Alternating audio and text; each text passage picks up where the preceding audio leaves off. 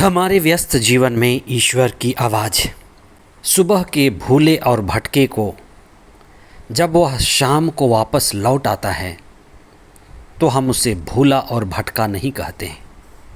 हमारे अंदर छोटी छोटी कई प्यास, अभिलाषा, तृष्णा है जो बचपन में या जवानी में हमें कुछ समय के लिए भटकाती है।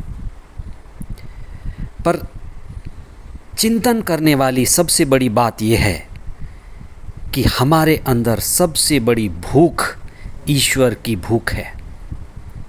सबसे बड़ी प्यास परमात्मा की प्यास है। संत अगस्तीन, जिसका पर्व हम आज मनाते हैं, वे कहते हैं कि मेरी आत्मा तब तक ईश्वर की प्यासी है जब तक वह उसे पा नहीं लेती। 21वां सामान्य सप्ताह 28 अगस्त 2024 बुधवार, संत अगस्तीन का पर्व।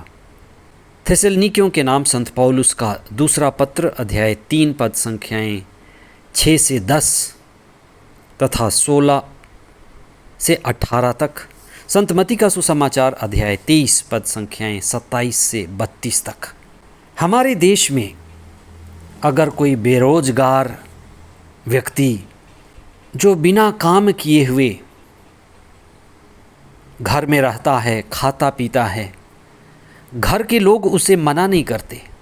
अधिकांश ऐसे लोगों को कभी दोष भावना भी नहीं होती होगी कि बिना काम किए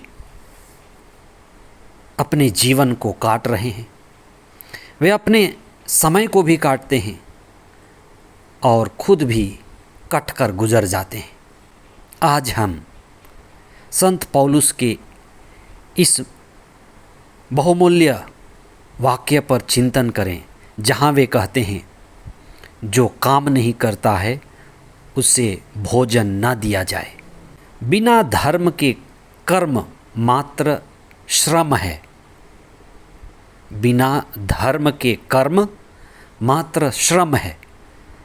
श्रम गधे भी करते हैं, घोड़े, हर तरह के पशु करते हैं। धर्म के साथ कर्म श्रेष्ठ और मुक्तिदायी हो सकता है। आध्यात्म के मार्ग पर चलने वालों के लिए एक आरोप हमेशा से लगाया जाता है कि बहुत सारे लोग जो आध्यात्मिक प्रवृत्ति के हैं वे कर्म नहीं करते, काम से बचना चाहते हैं, काम से भागते हैं। आज के पहले पाठ में संत पौलुस ने सभी काम न करने वालों को कड़ी चेतावनी दी है और फटकार लगाई है। उनके कठोर शब्द हैं, जो काम नहीं करता उसे खाना न दिया जाए। ईसा संत योहन के सुसमाचार में, अध्याय 5 पद संख्या 17 में कहते हैं कि मेरा पिता कार्य कर रहा है और मैं भी कार्य कर रहा हूँ। कार्य जारी रहता है, कार्य को जारी रहना है। सुसमाचार में ईसा ने अगुवाओं को, नेताओं को फटकार लगाई है। वे कहते हैं कि तुम बाहर से जिस तरह से कब्र को साफ रखा जाता है, सजाया जाता है, लेकिन अंदर सड़ने, बदबूदार और खाली, खोखले होने की स्थिति होती है, वैसे ही तुम्हारी स्थिति है। बहुत बार हम अहंकार के शिकार होते हैं। हम खुद को ढकते हैं और दूसरों की गलतियों को उखाड़ते हैं, उघाड़ते हैं। बहुत बार हम अपनी ओर दृष्टि नहीं डालते। हमारी व्यक्तिगत कमजोरी, व्यक्तिगत कमियां और बुराई जिससे हम ग्रसित हैं और दूसरों को अगुवाई करना चाहते हैं, इसमें बाधा आती है। कब्र जैसे होने का एक अर्थ है मुर्दा जीवन, मृत प्राय। मृत की पूजा, मूर्ति की पूजा, शरीर की पूजा, मन और अहंकार की पूजा, संसार की पूजा, बाहरी चीज़ों की पूजा और आत्मा का न होना, आत्मा का अभाव, चेतना का अभाव, बोध का अभाव, यही मुर्दापन है। और मुर्देपन से हम किसी की अगुवाई नहीं कर सकते, किसी का भला नहीं कर सकते।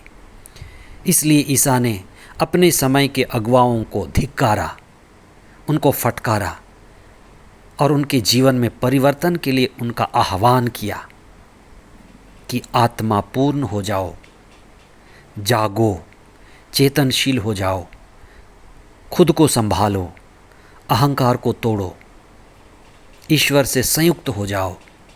आज हम प्रार्थना करें अपने लिए, अपने अगुवाओं के लिए। और संत अगस्तीन जिसका हम त्यौहार मनाते हैं, जो जवानी में बुरी तरह से भटके, संत मोनिका के वे सुपुत्र थे। और संत मोनिका उनके आदतों से बड़ी आहत थी। माँ होने के नाते उन्होंने उनके लिए लंबी प्रार्थना की कि अगस्तीन का हृदय परिवर्तन हो जाए। और उन्होंने अपने बेटे के हृदय परिवर्तन का जीवन देखा। संत अगस्तीन ने अपने हृदय परिवर्तन की बात किताबों में भी लिखी है। उनकी किताब कन्फेशन उनका अपना दर्पण के जैसे है, आईने के जैसे है। और वे कहते हैं कि मैं बहुत देर में प्रभु को पाया, लेट आई हैव नोन दी।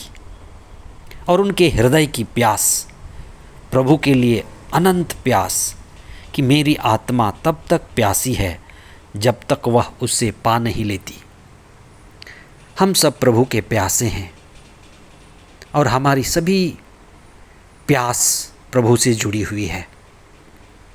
हम विशेष प्रार्थना करें कि संत अगस्तीन हमें अपना मनोभाव प्रदान करें, हमारे भीतर सद्बुद्धि आए, विवेक आए, चेतना आए और हम खुद को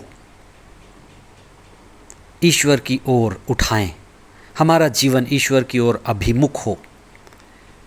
हम अपनी गलतियों से, कमज़ोरियों से निराश न हों, ईश्वर को पा सकें जैसे संत अगस्तीन ने पाया। वे हमारे लिए प्रार्थना करें। आमीन।